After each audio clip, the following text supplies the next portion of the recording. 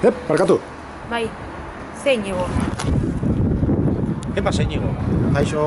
Zer iruditzen elkar ezagutzeko, familien artean geratu, euskeraz hitz egin, jolastu...